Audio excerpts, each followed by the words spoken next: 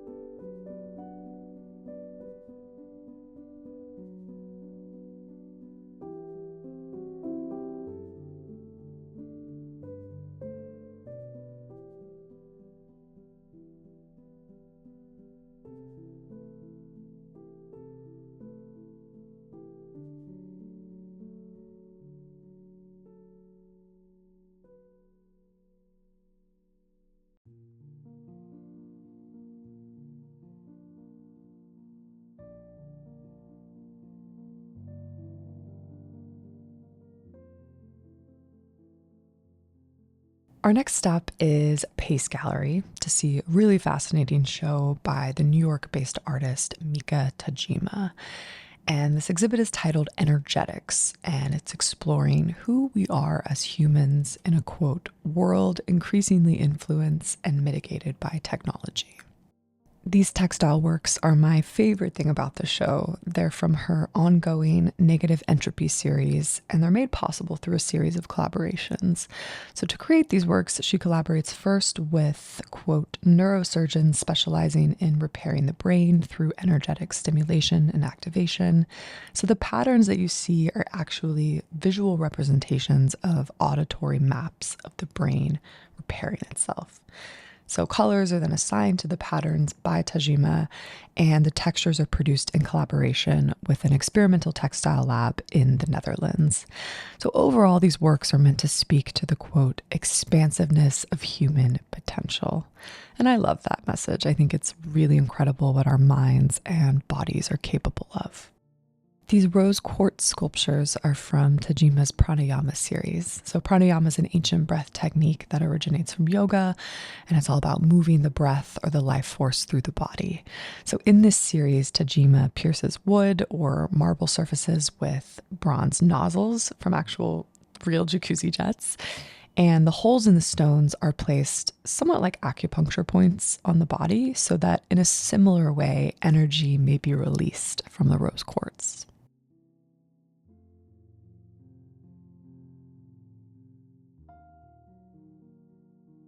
You may notice that in addition to a wide variety of works, there's the textile works we first saw, as well as sculpture of all kinds. There's also a variety of scale in all the works in the show, from small to large, and this is done intentionally. This contrast is meant to create parallels between our, quote, infinitesimal existence and the vastness of the universe.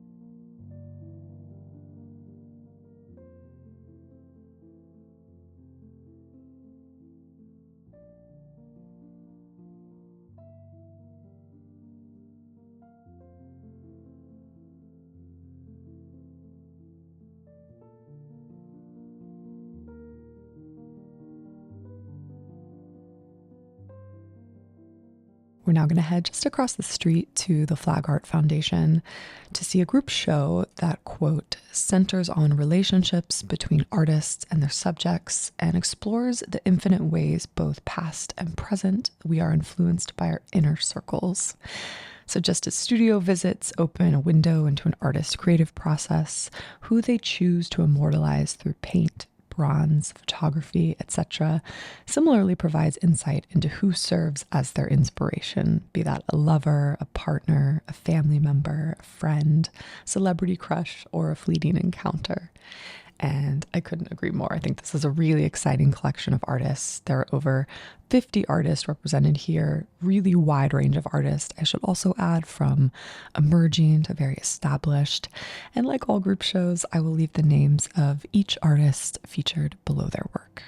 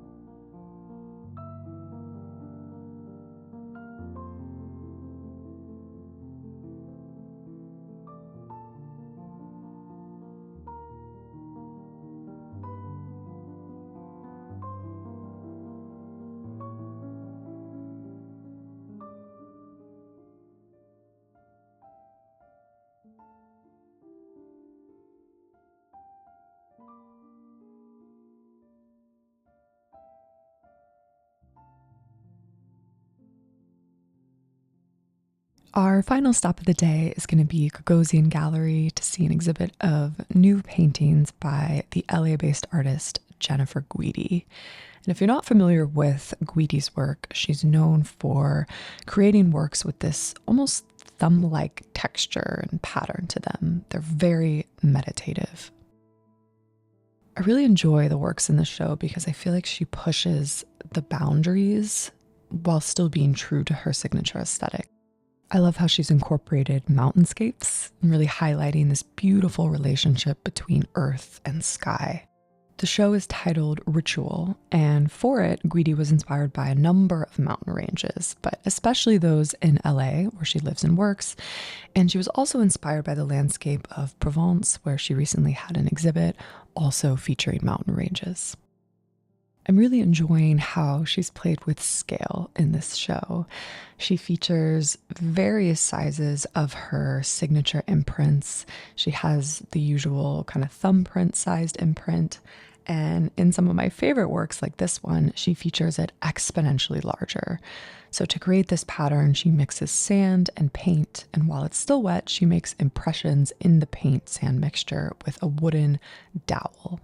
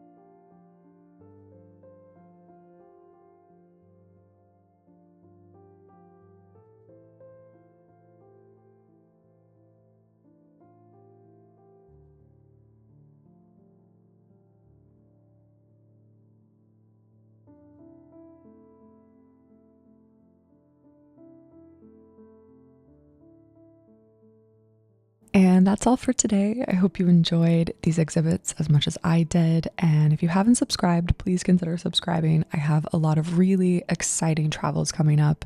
San Francisco, Mexico City. So you definitely don't want to miss anything. And I will see you all in my next video.